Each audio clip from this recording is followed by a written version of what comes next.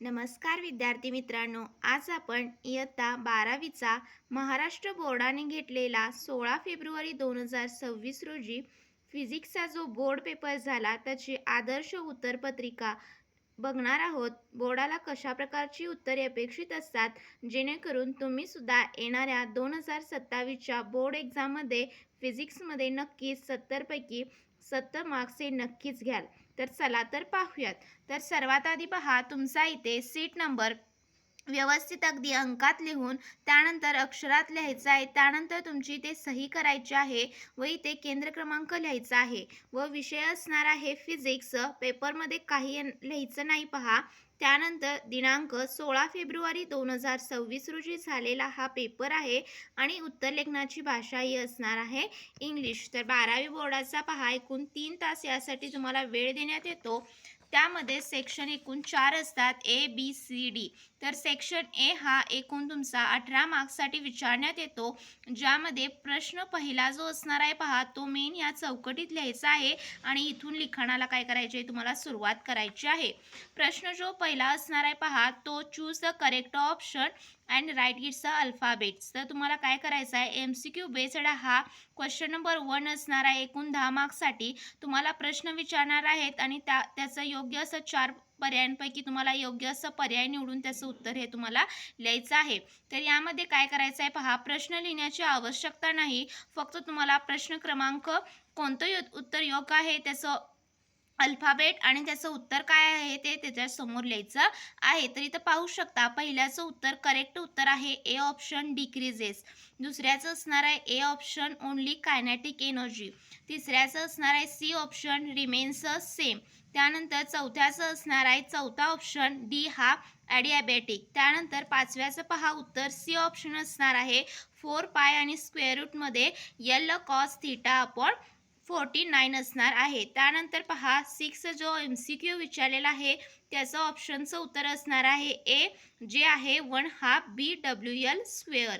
त्यानंतर पहा 7 जो असणार आहे त्याचं ऑप्शन करेक्ट असणार आहे बी ऑप्शन 1:2 असणार आहे पहा.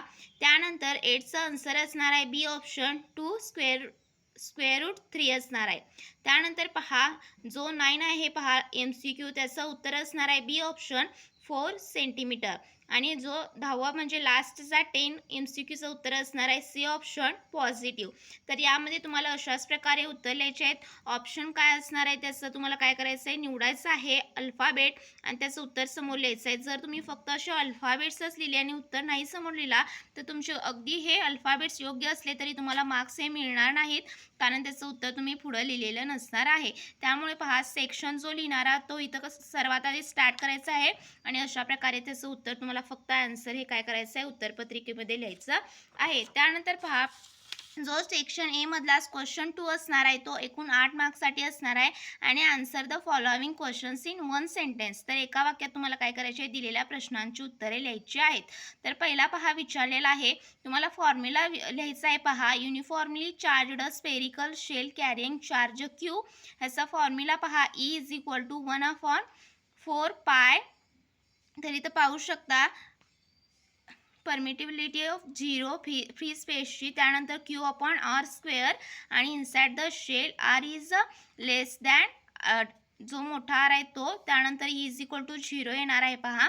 तर अशा प्रकारे तुम्हाला काय करायचं आहे, ह्याचं ई जे चार्जचं आहे पाहू शकता इथं सूत्र तुम्हाला फॉर्म्युला हा विचारलेला आहे 1 मार्क्ससाठी.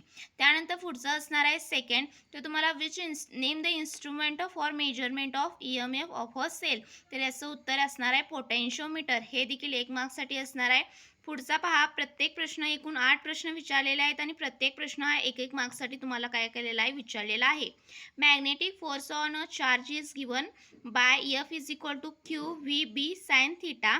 आणि स्टेशनरी चार्जसाठी व्हेलॉसिटी किती 0 असते, त्यामुळे 0 जर V ची किंमत ह्या सूत्रामध्ये 0 ठेवली तर फोर्स एक्सपिरियन्स्ड ही काय येणार आहे, ऑलमोस्ट 0 येणार आहे. त्यानंतर पहा जो चौथा असणार आहे त्याचं काय असणार आहे, the directive property of a bar magnet is used in a navigation. Which property is used which property of a bar magnet is used in navigation. तर याचं उत्तर काय असणार आहे? The directive property of a bar magnet is used in navigation. त्यानंतर पहा इथं तुम्हाला काय केलेलं आहे? Young's double slit experiment.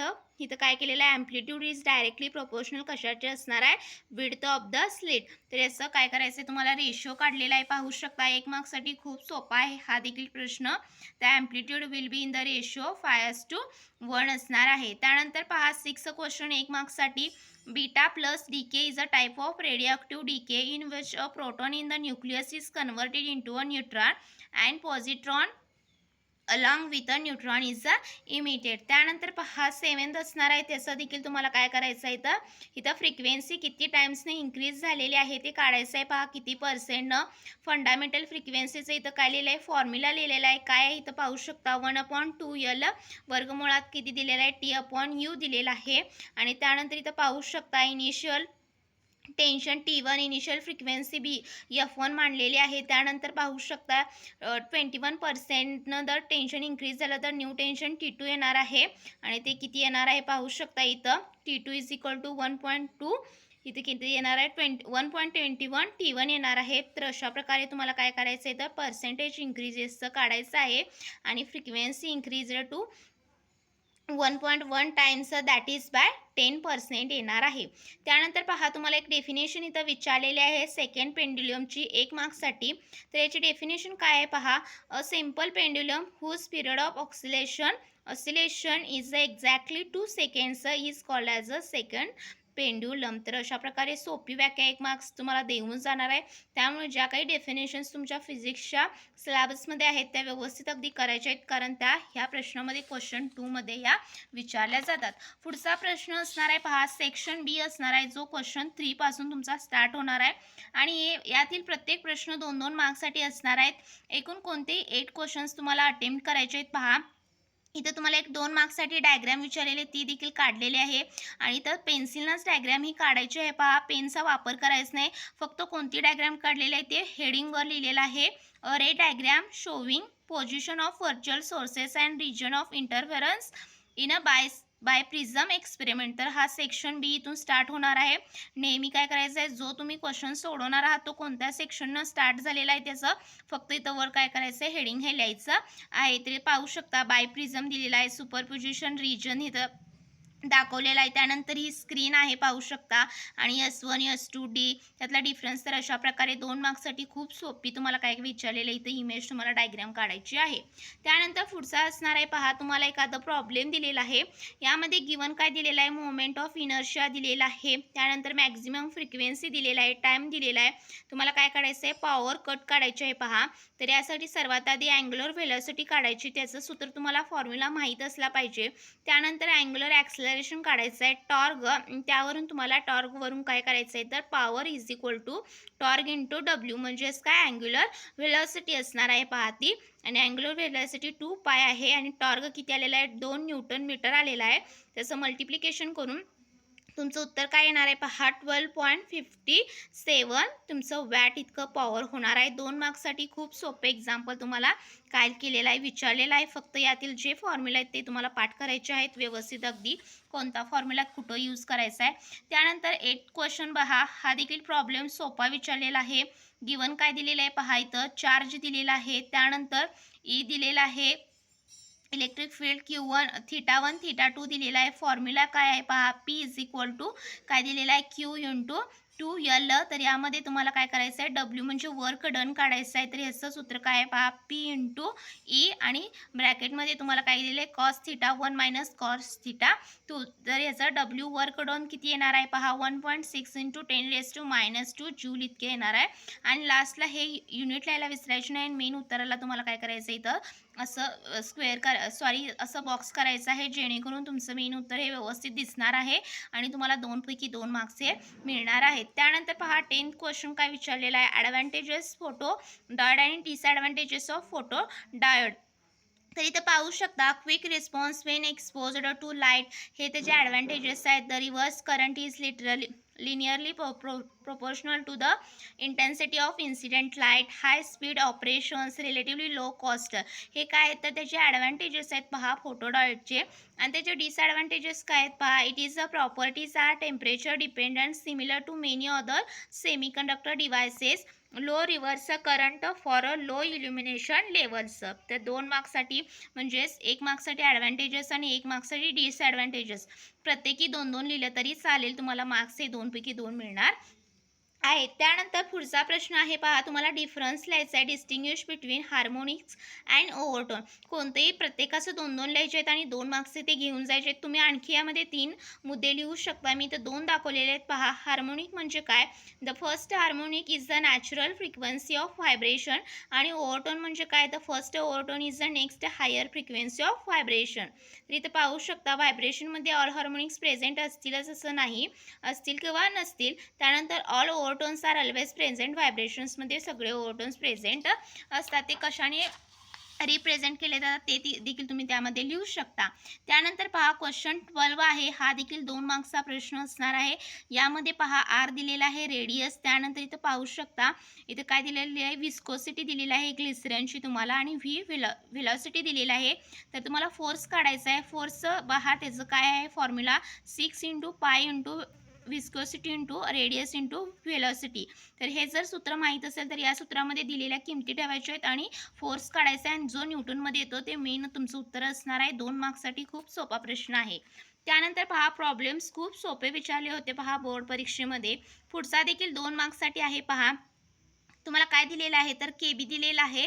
त्यानंतर तुम्हाला इथं काय दिलेलं आहे तर kinetic energy be electron accelerated through potential difference of 1 volt is given by इक्वेशनवरून K is equal to E into V दिलेला आहे. म्हणजेच ई म्हणजे इलेक्ट्रॉन ॲक्सिलेटेड आणि त्याचा पोटेन्शियल डिफरन्स दिलेला आहे पहा. ते काय येणार आहे 1.6 × 10⁻⁹ जूल. त्यानंतर ॲव्हरेज तुम्हाला कायनेटिक एनर्जी ऑफ मोलिक्यूल किती येणार आहे 3/2 kBt. तर याचं काय करायचं आहे तुम्हाला त्यावरून टी टाईम काय काढायचं आहे टी हा काढायचा आहे पहा यावरून. आणि तो किती आलेला आहे म्हणजेच टेम्परेचर काढायचं आहे पहा. आणि ते किती येणार आहे तुम्हाला 2 जे आहेत 1.6 × 10⁻⁹ जूल आणि 3/2 kBt. यावरून तुम्हाला काय करायचं आहे दिलेलं हे काय करायचं आहे तर सोडवायचं आहे पहा. टी इकडे येणार आहे आणि त्यानंतर 1.6 × 10⁻⁹ × 2/3 kb. तर अशा प्रकारे तुमचं काय उत्तर येणार आहे पहा 7619.0.5 केल्विनमध्ये ते टेम्परेचर तुमचं येणार आहे. त्यानंतर पहा पुढचं असणार आहे ते तुमचा 14वा 2 मार्क्ससाठी हा देखील प्रश्न असणार आहे पहा. त्यामध्ये तुम्हाला यल दिलेला आहे किती आहे तो किती दिलेला आहे पहा 200 mH दिलेला आहे. आणि त्यावरून तुम्हाला काय करायचं आहे तर 0.2 H मध्ये त्याचं कन्वर्जन केलेलं आहे पहा 10⁻³ न त्याला काय केलेलं गुणायचं आहे. त्यानंतर E0 दिलेला आहे किती 220 व्होल्ट दिलेला आहे. फ्रिक्वेन्सी 50 हर्ट्स दिलेला आहे. पीक करंट काढायचं आहे. पीक करंटचं तुमचं फॉर्म्युला काय असणार आहे peak current is equal to E0/XL. E0/2πfL. XL 2चं काय असणार आहे तर इथं सूत्र 2πfL. फ्रिक्वेन्सी आहे एल दिलेला आहे. त्यानंतर इथं पायची किंमत 3.14 2 आणि E0 जे असणार आहे ते 220 असणार आहे. तर हे तुम्हाला सोल्युशन करून इथं तुम्ही फायनल उत्तर हे लिहू शकता. फायनल उत्तरमध्ये इकडे 1-2 झालं तरी चालेल परंतु तुम्हाला त्याचे युनिट्स लिहायला विसरायचे नाही. आणि करेक्ट असं कॅल्क्युलेशन करून तुम्हाला काय करायचं आहे इथं I0 पीक करंट लिहायचं आहे जो 2 मार्क्ससाठी विचारलेला आहे. 2 मार्क्सचे खूप सोपे जे प्रॉब्लेम्स आहेत ते पहा व्यवस्थित अगदी सोडवून मी दाखवलेले आहेत. डेफिनेशन्स देखील त्यानंतर ॲडव्हान्टेजेस डिसॲडव्हान्टेजेस त्यानंतर त्यातला डिस्टिंग्विश हे देखील व्यवस्थित अगदी डायग्राम्स मी तुम्हाला यामध्ये सोडवून दाखवलेला आहे. त्यामुळे अशीच तुम्हाला आदर्श उत्तरपत्रिकाही सोडवायची आहे. त्यानंतर पहा सेक्शन सी असणार आहे सर्वात मोठा आणि तुम्हाला मार्क्स हे जास्त देऊन जाणार आहे जो एकूण 24 मार्क्ससाठी असणार आहे पहा. यातील तुम्हाला कोणतेही 8 प्रश्न सोडवायचे आहेत आणि प्रत्येक प्रश्नाला 3-3 मार्क्स हे असणार आहेत. तर क्वेश्चन 15 सोडवलेला आहे पहा. तुम्हाला डेफिनेशन्स लिहायचे आहेत आणि 3 अशा डेफिनेशन्स लिहायचे आहेत पहा. Mechanical equilibrium, chemical equilibrium equilibrium आणि थर्मल इक्विलिब्रियम. तर यापैकी तुम्हाला काय करायचे, तिन्ही पण डेफिनेशन्स लिहायचे आहेत आणि प्रत्येक डेफिनेशनला 1-1 मार्क्स असणार आहे. तुम्ही व्हिडिओ थोडासा काय करून स्टॉप करून ह्या डेफिनेशन्स एकदा वाचू शकता, जेणेकरून तुमचा स्टडी देखील हा व्यवस्थित अगदी होणार आहे. खूप सोप्या आहेत पहा वाक्या. जर तुम्ही देखील व्यवस्थित अगदी डेफिनेशन्स थेअरी केली तर परीक्षेमध्ये सहज अगदी तुम्ही फिजिक्सच्या पास होऊ शकता. त्यानंतर पहा क्वेश्चन 18 जो विचारलेला आहे तो देखील 3 मार्क्ससाठी असणार आहे. तर यामध्ये पहा सब क्वेश्चन्स एकूण 4 विचारलेले आहेत. सर्वात आधी मॅग्नेटायझेशनची तुम्हाला काय करायचे आहे तर डेफिनेशन लिहायची आहे.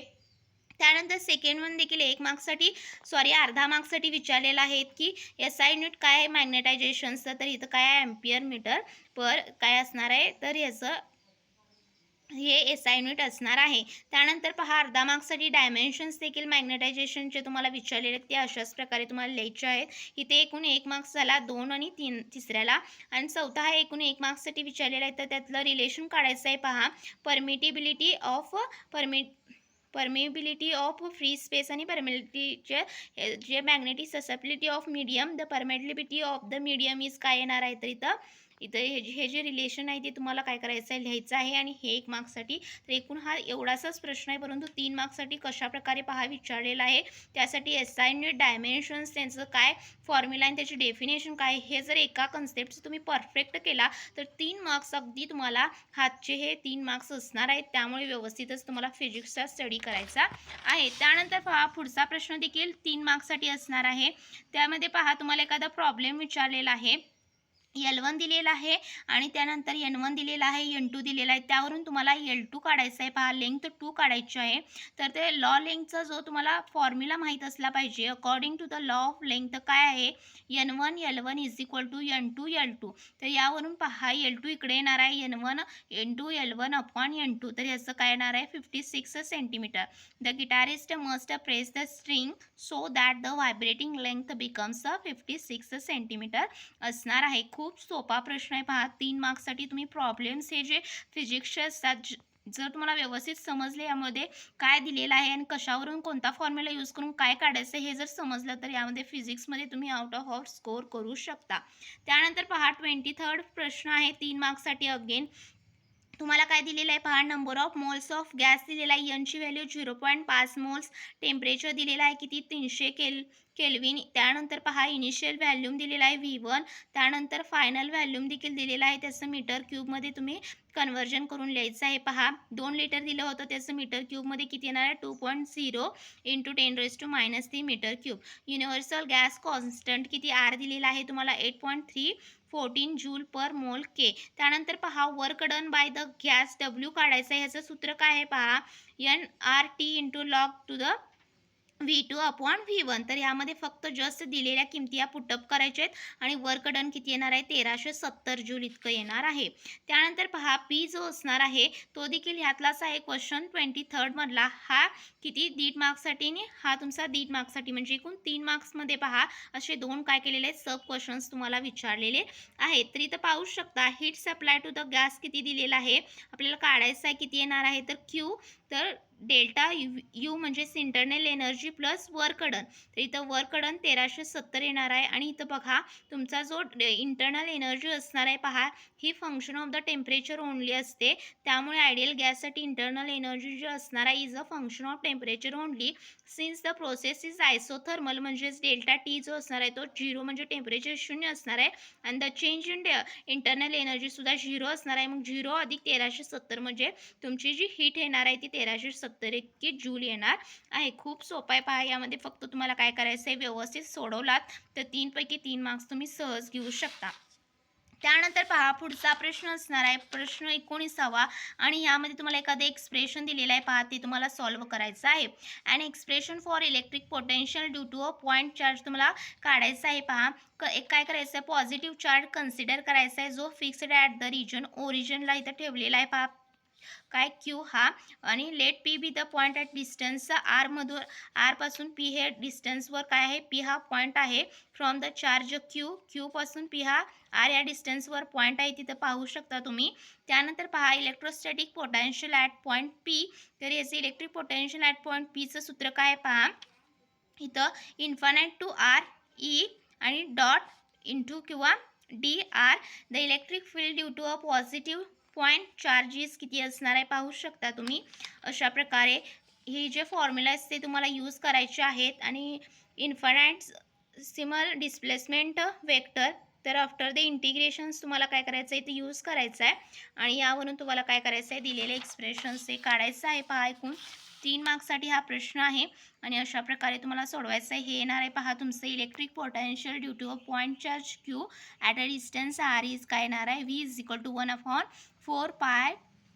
त्यानंतर पाहू शकता परमिटिव्हिटी 0 आणि क्यू अपॉन आर हे येणार आहे. त्यानंतर पहा तुम्हाला डी ब्रॉग्लीज वेवलेंथ ऑफ इलेक्ट्रॉन्सचे एक्सप्रेशन डिराईव्ह करायला सांगितले, ते देखील तुम्ही व्यवस्थित अगदी लिहायचं आहे. पाहू शकता इलेक्ट्रॉन मास यम आहे is accelerated through a potential difference V holds a kinetic energy.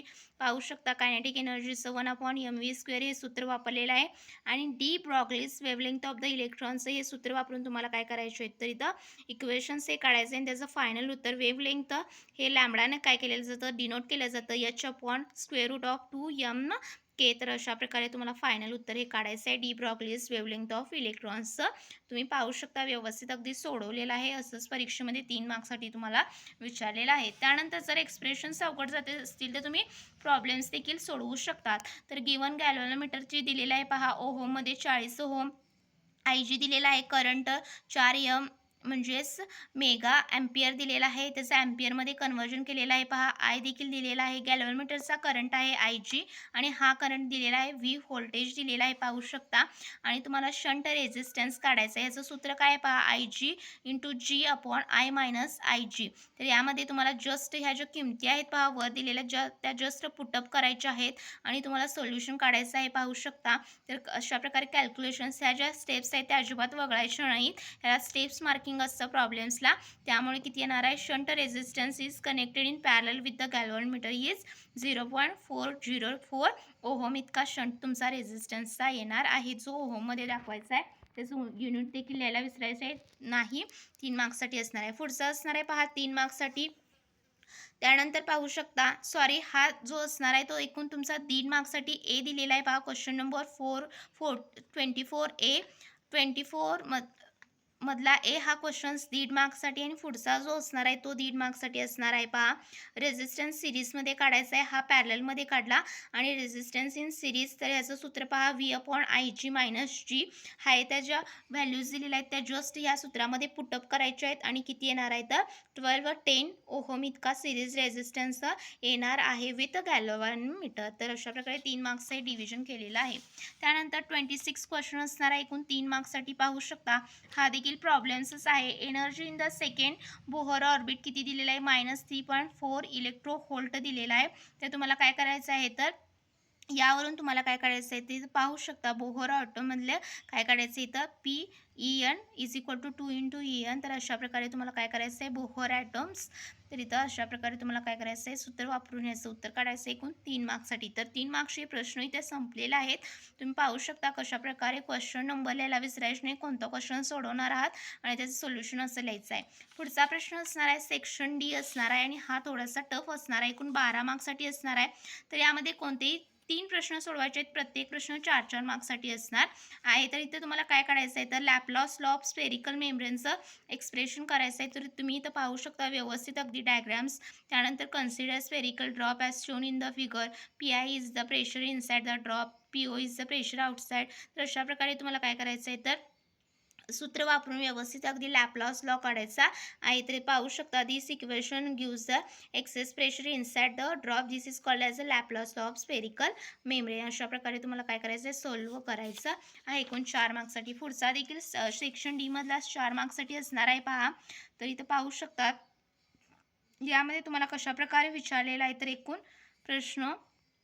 तर इथं definition of coefficient of absorption reflection आणि काय करायचं आहे ट्रान्समिशनचं काय करायचं आहे तुम्हाला. तर इथं डेफिनेशनवरून काय करायचं आहे रिलेशन काढायचं आहे. खूप सोपं आहे पहा. हे एकूण तुमचं किती मार्क्ससाठी 2 मार्क्ससाठी आहे. त्यानंतर पहा त्यामध्ये सब क्वेश्चन्स विचारलेला आहे 2 मार्क्ससाठी. हा देखील तुम्हाला काय केलेला आहे फॉर्म्युला विचारलेला आहे. व्ही म्हणजे velocity to the RMS hydrogen to the ऑक्सिजनची विचारलेले आहे. हा 2 मार्क्ससाठी म्हणजे एकूण 4 मार्क्ससाठी यामध्ये विचारलेले पहा. अशा प्रकारे काय करायचं आहे, हायड्रोजन ऑक्सिजनची काय करायचे, वेलॉसिटी RMS काढायचे 8/√3 येणार आहे. एकूण 4 मार्क्ससाठी असणार आहे. पुढचा असणार आहे पहा, जो सोडवलेला एकूण 3 प्रश्न सोडवलेले आहेत पहा 4 मार्क्ससाठी. तर यामध्ये पहिला जो असणार आहे पहा, सेल्फ इंडक्टन्स, म्युच्युअल इंडक्टन्सची डेफिनेशन लिहायची आहे. त्यानंतर 2 मार्क्ससाठी आणि त्यामध्येच प्रॉब्लेम्स एक दिलेला आहे पहा सब क्वेश्चन्समध्ये. मॅग्नेटिक फील्ड BI&BF इथं पाहू शकता मॅग्नेटिक फील्ड. त्यानंतर इथं काढलेले आहे. त्यानंतर टोटल इनिशियल फ्लक्स, त्यानंतर फायनल फ्लक्स काढायचं आहे पहा. इथं काही इनिशियल मॅग्नेटिक फील्ड इनिशियल आणि फायनलचे दिलेले आहे पहा. आणि त्यावरून तुम्हाला सूत्रामध्ये त्या किमती जस्ट पुटअप करायचे आहेत आणि काय करायचं आहे, इंड्युस्ड EMF काढायचं आहे. इंड्युस्ड EMF पाहू शकता फ्लक्समध्ये चेंज आणि अपॉन DT काढायचं आहे. तर इथं मायनस हे चिन्ह आहे पहा, 1 - 3/0.5 आणि हे मायनस पूर्ण ह्याला असणार आहे. तर इथं काय येणार आहे, 4 व्होल्ट इतकं EMF हा इंड्युस्ड EMF येणार आहे. हे 2 मार्क्ससाठी एक्झाम्पल आहे पहा. आपण संपूर्ण जे आहे पहा फिजिक्सची 16 फेब्रुवारी रोजी झालेला पेपर पाहिलेला आहे. जर तुम्हाला हा व्हिडिओ आवडल्यास एक लाईक नक्कीच करा आणि चॅनलवरती जर तुम्ही नवीन असाल तर चॅनलला